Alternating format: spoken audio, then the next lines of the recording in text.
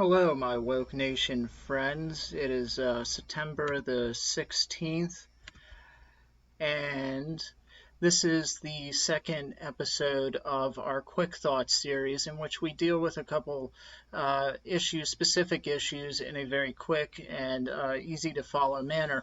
In this episode, I want to deal with the concept, and you'll notice it from the title, Is God Safe? And I'm not intentionally trying to be provocative here, but I think it's something that we've lost sight of here in the church and in particularly Western Christianity. I don't know so much about Africa or China, how they deal with this concept of God being safe or the holiness of God, but I know in especially contemporary worship in the contemporary church, this is something that I think we've broadly lost sight of.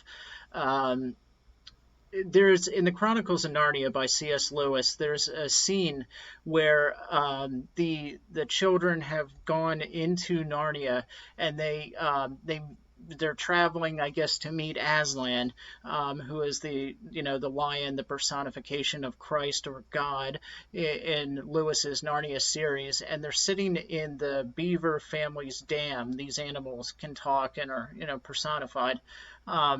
And as the children are talking with Mr. and Mrs. Beaver, they're talking about Aslan because they're, like I said, traveling to meet him. And at one point, I believe it's Lucy, asks Mr. Beaver whether Aslan is safe or not, because she hears all these tales of his greatness, and she can detect a very real sense of awe in the way the Beaver family is talking about Aslan. And so she asks Mr. Beaver, is he safe? And Mr. Beaver immediately replies, haven't you been listening to anything that we tell you? Of course he isn't safe, but he's good. And I think that, really encapsulates very nicely. C.S. Lewis did a very nice job there of kind of encapsulating the biblical concept of God. And I think it's one that we've lost sight of. We've lost our sense, I think, of awe towards God. Not only awe in just the sense of, how great he is. There's the famous hymn, How Great Thou Art, which is a marvelous hymn. I love it. I don't see, a lot of people losing sight of awe in the sense of, oh, this is the God that created everything.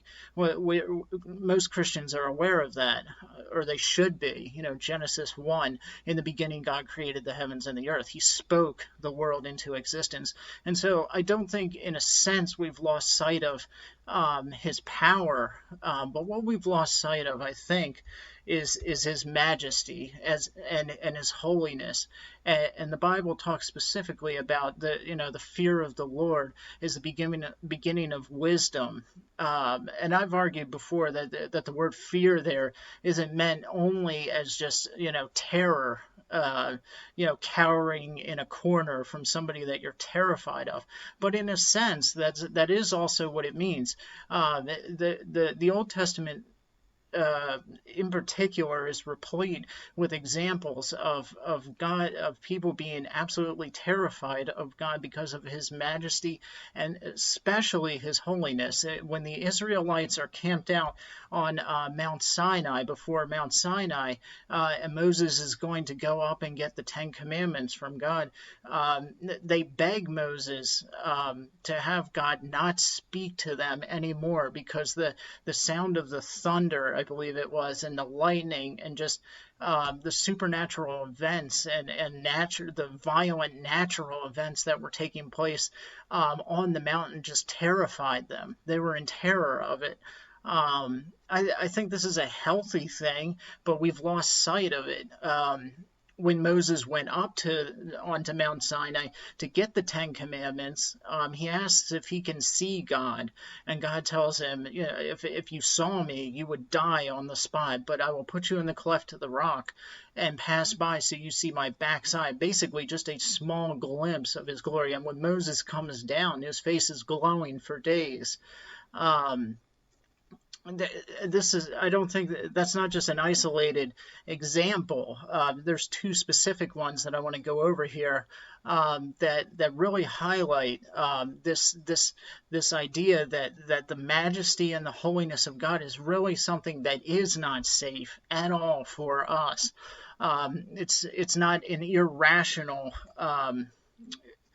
we shouldn't be afraid of it because it's some kind of irrational menace. That's not what I mean, but rather that it is so beyond us and our sinfulness and our unworthiness of being in the presence of such incomprehensible holiness and majesty and justice and perfection and righteousness, is such that we should be have a very real sense of fear of, as Jonathan Edwards put it, falling into the hands, sinners in the hands of an angry God. We should have a very real sense of our unworthiness. In the book of Revelation talks about the angels that are in the presence of the Lord. Their wings, some of their wings cover their feet, because they're unworthy. I guess feet are a symbol of unworthiness, or of covering your feet is a symbol of reverence, I suppose. Some of the stuff I haven't studied as much as maybe others. When Moses goes to get the Ten Commandments, God is in the burning bush and he says, "Take off your feet, for the ground upon which you walk is holy." So I think we've lost sight of this. This very real sense of awe and coming into his presence. It's remarkable because when you look at the contemporary worship scene, it is so incredibly centered on what we are comfortable with. God only judges the heart, and yet he doesn't judge the appearance. So I can walk into his presence looking like I just rolled out of bed. I haven't shaved. I'm wearing a Nirvana t-shirt and my pants are torn to shreds. The same outfit I would wear going to shop at the mall at Hot Topic or eat in the food court with my friends before I go into Starbucks. It's incredibly casual. What does that say about your concept, about the how you feel about having a real reverence for God? Much of this, I hear people constantly just saying, God doesn't care about the outward appearance, but only judges the heart. But what your outward appearance says what is going on in your heart. Now, I'm not saying that people that dress this way are all just evil people and don't care about what God thinks, but it says something about their concept, about the holiness of God. I think they've lost it. And again, if they would just take the time to read the Old Testament, I think that would debunk this concept of God does not care about the outward appearance of things. Two specific examples here, and I'm going to have to look down at my phone for them. So those of you watching the video, that's what I'm doing. I apologize, but I didn't memorize the entire articles. The first example is Uzzah. Why did God strike Uzzah dead for touching the Ark of the Covenant? The story of Uzzah and the Ark of the Covenant is found in 2 Samuel 6, 1-7 and 1 Chronicles 13, 9-12. As the ark was being transported, the oxen pulling the cart that the ark was on stumbled, and a man named Uzzah took hold of the ark. God's anger burned against Uzzah, and he struck him down, and he died. Uzzah's punishment does appear to be extreme for what we might consider to be a good deed. However, these are the reasons why God took such severe action.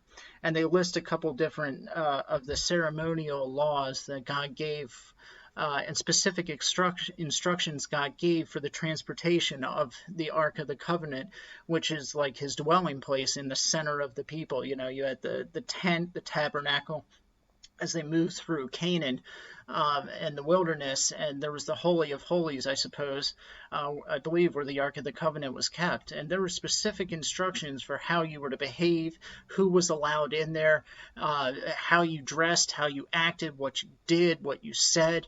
And if you violated any of these things, you were done. You were dead. You were struck dead on the spot. There was no discussion. There was no debate. God didn't say, well, your heart was in the right place. No, you were dead. As Uzzah is a perfect example. He touched something that we were told not to touch, and he was killed on the spot. God's holiness cannot abide unworthiness in its presence. That's why the ceremonial laws in the Old Testament were so strict. The rules for how the priests behaved and how they sacrificed, made atonement for the sins of the people of Israel in God's presence, were so strict that if anyone violated them, they were killed on the spot. Now, there's a very famous story or anecdote that gets spread around the internet these days of how the priest would go into the Holy of Holies with a rope around his stomach, and the people would have hold of the rope so that if he did anything wrong in there, they knew they would have to pull his dead body out. I've heard that that's not true, but it's it could be true very, very surely if you read the Old Testament. So the first example is Uzzah. Uzzah did what he thought was a good deed, but so technically, in a sense, you could say his heart was in the right place, and yet he knew that you're not allowed to touch the ark. So at the same time, he was certainly violating a command, but there was no debate about it. There was no, well, your heart might be in the right place. No. Done, dead, on the spot. And that's because God's holiness cannot be compromised. The second example, let me just skip to it, is, and I'm sure you could guess it, any of you who know a little bit about this, is Nadab and Abihu, who are Aaron the Levite's sons. They were priests, I think the first order of priests that were instituted. But what happened with them is in Exodus 30 and I believe Leviticus 10, God outlines a proper sacrifice to him. Aaron, the chief priest, was to present all offerings representing himself and the people. Moses said to Aaron, and this is from Leviticus 9:7 of the NIV, which I'm not a big fan of the NIV, but bear with it. Come to the altar and sacrifice your sin offering and your burnt offering and make atonement for yourself and the people. Sacrifice the offering that is for the people and make atonement for them as the Lord has commanded. And God would, that was the verse. Now, outside of the verse, this is actually from Wikipedia, which I would almost never read, but I think it sums it up nicely. God would send his own fire to consume the sacrifice as a sign of his presence. When Nadab and Abihu lit the offering in the censers themselves, their fire was profane, and thus God was not in it. They prepared an incense offering upon kindling of their own, not of the holy incense from the sacred bronze altar. This was seen as foreign or unholy fire, and some translations say they burned unauthorized fire, or unrecognized, I think one translation says, in God's presence. Aaron's sons spurned the command to wait for holy fire and offered incense with profane fire. Anyone who altered the sacrificial system assumed a prerogative belonging to God alone. And so God struck them dead on the spot. And it's interesting, too. Some people might say, well, this was so severe, or this is an extreme. And like what happened with Uzzah is an extreme punishment for what would seem to be a very trivial sin. But this, I think, is proof positive that there is, number one, no such thing as a trivial sin. And number two,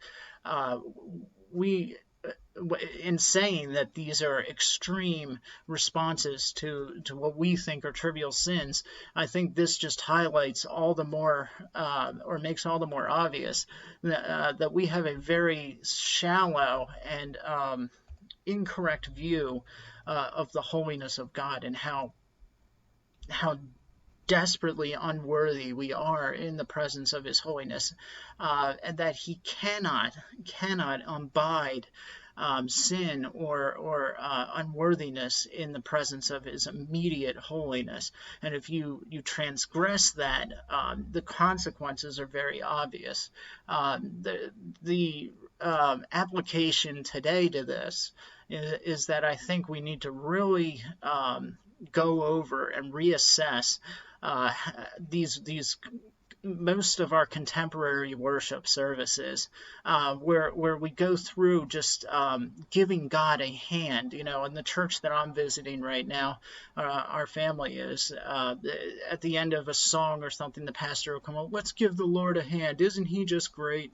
And everyone's standing there clapping and whooping and hollering, just like Neil Young walked up onto the stage, or Elvis Presley just finished Jailhouse Blues or whatever, or Schoolhouse Rock, whatever he sang. It's just this total lack of awe and reverence.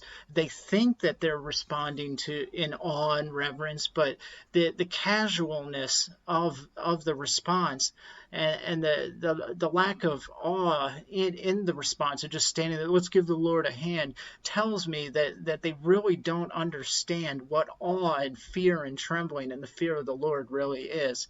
So, in short, to surmise, I think this is something we really need to reevaluate.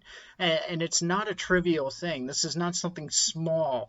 The argument that different churches, we should have a contemporary service at 11 and a traditional at 8, and go to whichever one you're comfortable with, I think is an absurd argument, and one that cannot be backed up by Scripture. This isn't an issue that should come down to what you're comfortable with. Rather, it's an issue that comes down to which one actually affords God the respect and His holiness and His righteousness, the worthiness and the respect and the awe and the fear that He deserves. Which one actually does that? If it's neither of them, find yourself another church.